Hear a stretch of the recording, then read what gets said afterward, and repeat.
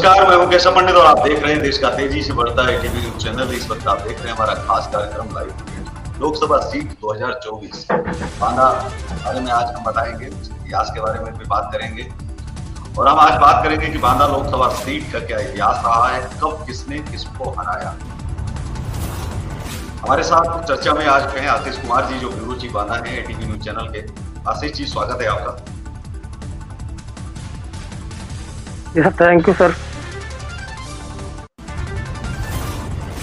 बांदा से इस बार जो है आरके सिंह पटेल भाजपा से खड़े हो रहे हैं और जो इंडिया गठबंधन है कांग्रेस से शंकर सिंह पटेल और बसपा से जो है आ रहे हैं।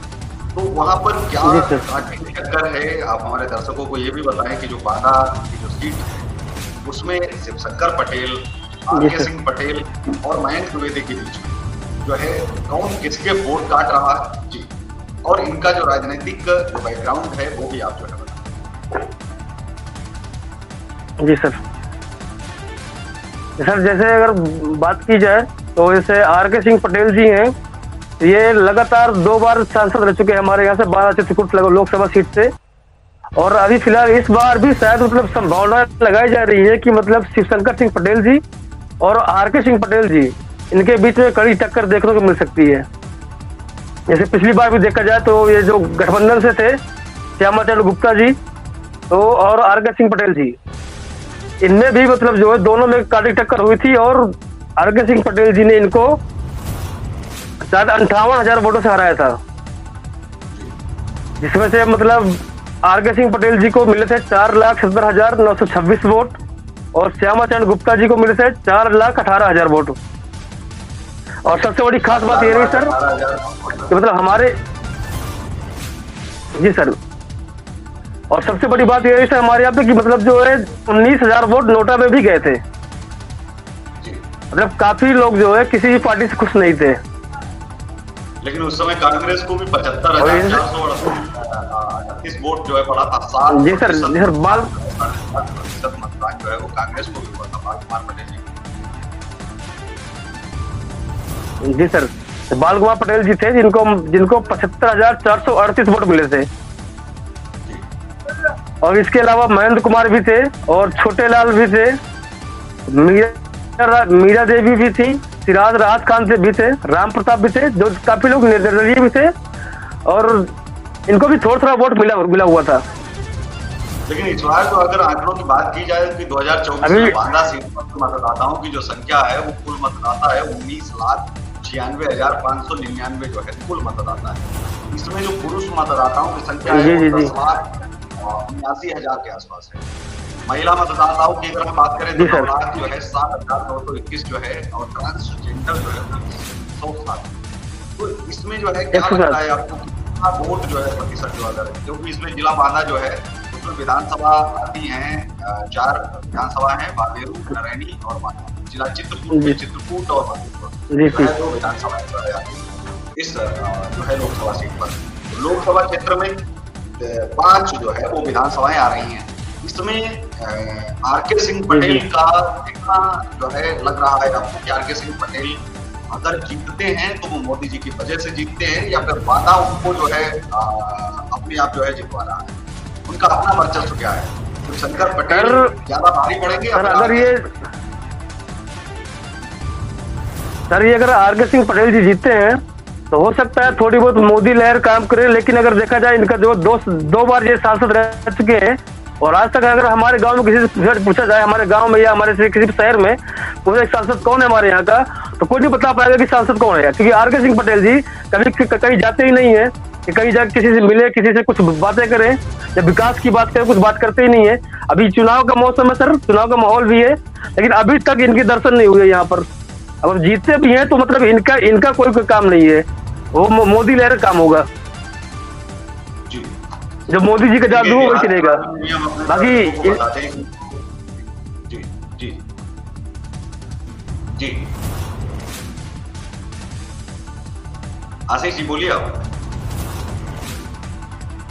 जिस तरह से आरके सिंह पटेल के बारे में बताया हमने, आरके सिंह पटेल जी के बारे में कि इनको अभी हमारे यहाँ पे कोई जानता भी नहीं है, क्योंकि कोई जाए नहीं है, अगर जाए तो जाने लोग, जाएंगे तो कैसे जानेंगे इनको।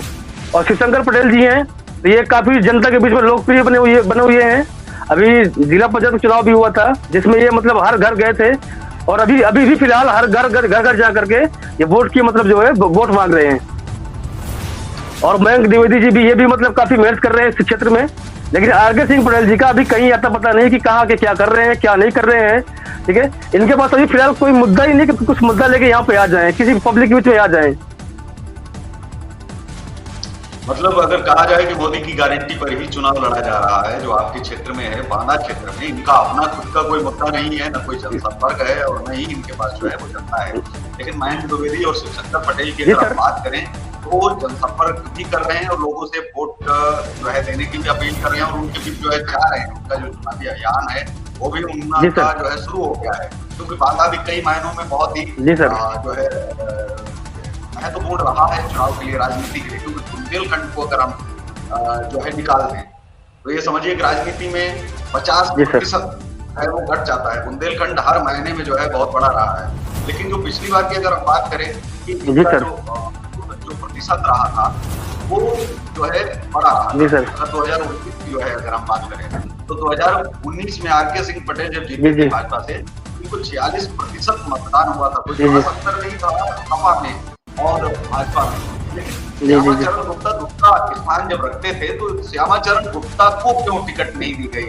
अगर श्यामाचरण गुप्ता के मन में भी तो ये रहा होगा कि हमने 4,18,000 वोट पाया, 4,77,000 में से 40% हमको मिला, कांग्रेस को वहीं केवल 75,000 वोट मिला। तो ऐसे में श्यामाचरण को हटा देना भी कहीं ना कहीं जो है आपको लगता है कि सत्ता में जो है सियासी खेल हो गया श्यामाचरण गुप्ता के साथ में। सर, जो शिवशंकर पटेल जी को टिकट देने के पीछे मेन कारण ये रहा होगा, क्योंकि अभी जो जिला पंचायत सदस्य का चुनाव हुआ था तो इसमें जो है इनकी पत्नी थी, तो उन्होंने विजय हासिल की थी यहाँ से,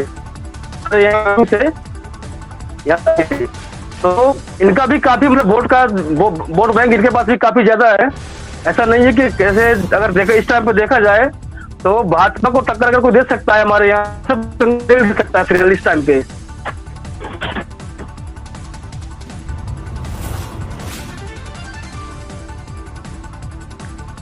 और जैसे मैं मोदी जी की बात की जाए सर, तो जैसे ये है तो इनके पिताजी थे पुरुषोत्तम नरेश द्विवेदी, हमारे यहाँ विधानसभा से 2 बार विधायक बैठ चुके हैं। तो इनके पीछे ही मतलब काफी पब्लिक है कि पब्लिक नहीं है, वोट बैंक है।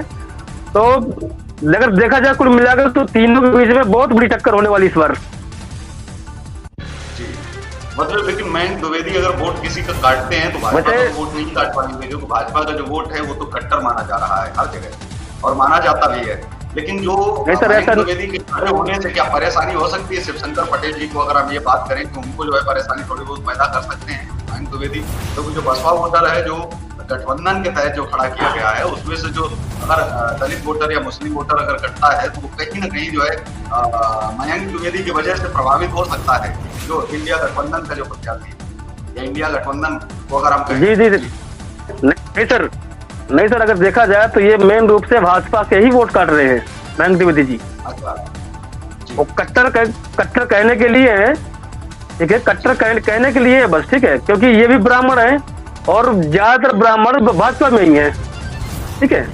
तो अब ब्राह्मण को अगर ब्राह्मण सपोर्ट नहीं करेगा तो किसको करेगा? जी सर, भाजपा का जो है अगर देखा जाए तो भाजपा में, जी सर जी, अगर बांदा लोकसभा की अगर बात करें तो वहाँ ब्राह्मण वर्चस्व बहुत ज्यादा है।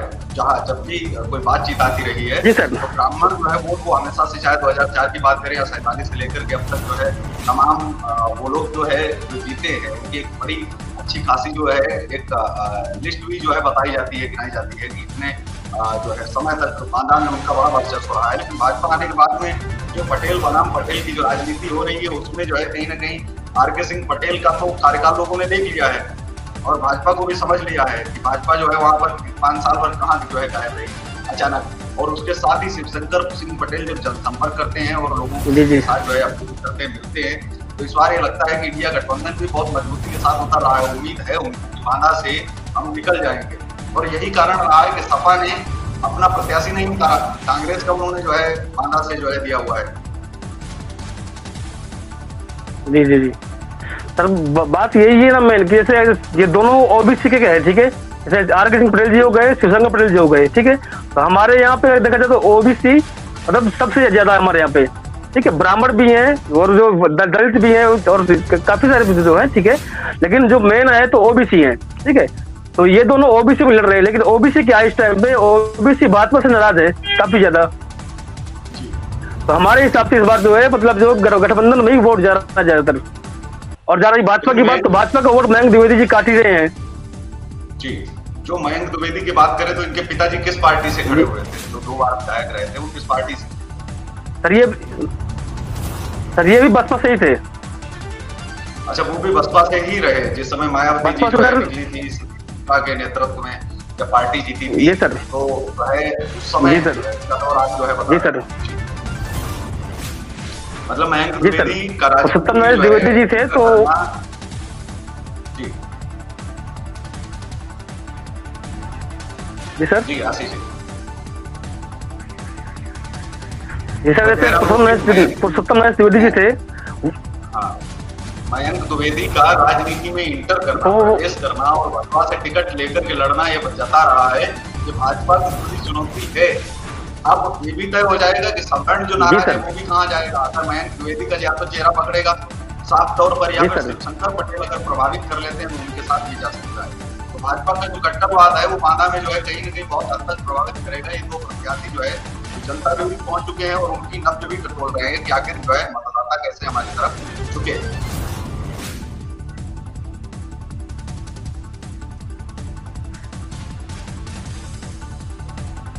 सर इस बार देखते हैं सर कि क्या होता है, लेकिन फिलहाल तो ऐसा ही लग रहा है कि जैसे ये आर.के. सिंह पटेल जी हैं, ये कहीं नजर नहीं आते हैं, आपको बताया मैंने पहले ही, ठीक है। और जो ये 2 लोग हैं ये पब्लिक के बीच जाकर के वोट करने की अपील करते हैं और काफी ज्यादा मतलब अभी जो काफी ज्यादा फील्ड में उतरे हुए हैं, ठीक है। तो इस वजह से हमें लगता है कि इस बार भाजपा का मतलब टिकट शायद मुश्किल ही है इस बार। लेकिन अगर श्यामाचरण गुप्ता की बात करें तो 2004 के नतीजे जो है स्क्रीन पर आपको दिख रहे होंगे। 2004 में इनको 1,85,000 जी जी, तो बांदा कहीं न कहीं जो है श्यामाचरण गुप्ता की भी राजनीति को कम जो है नहीं आंकिएगा। राम सजीवन जी जो है बीएसपी के थे, उनको 1,28,000 मिला था। भैरव प्रसाद मिश्रा का तीसरा स्थान जो है भाजपा से रहा था। और उसके बाद जो है जो 2009 के नतीजे जो आए 14 छोड़ करके जो आए थे, तो आर.के. पटेल जो है वो सपा में थे। जी सर, आर.के. पटेल जो थे जी सर, ये सपा में थे उस समय। इनको 2,40,948 वोट पड़ा था। 38% के साथ जो है ये इनको वोट जो है पड़ा था। और वहीं भैरव प्रसाद मिश्रा जो है इस बार बीएसपी से जब खड़े हुए थे तो इनका जो है स्थान दूसरा आया था। अमित वाजपेयी जी जो बीजेपी से खड़े हुए थे उनका तीसरा स्थान आया। वहीं 14 में जो है जब भाजपा आती है, मोदी लहर चलती है, उसके बाद में जब 19 का जो है ये आता है तो वहां पर वोट प्रतिशत जो है सीधा आके सिंह पटेल का बहुत ज्यादा जो है बढ़ जाता है।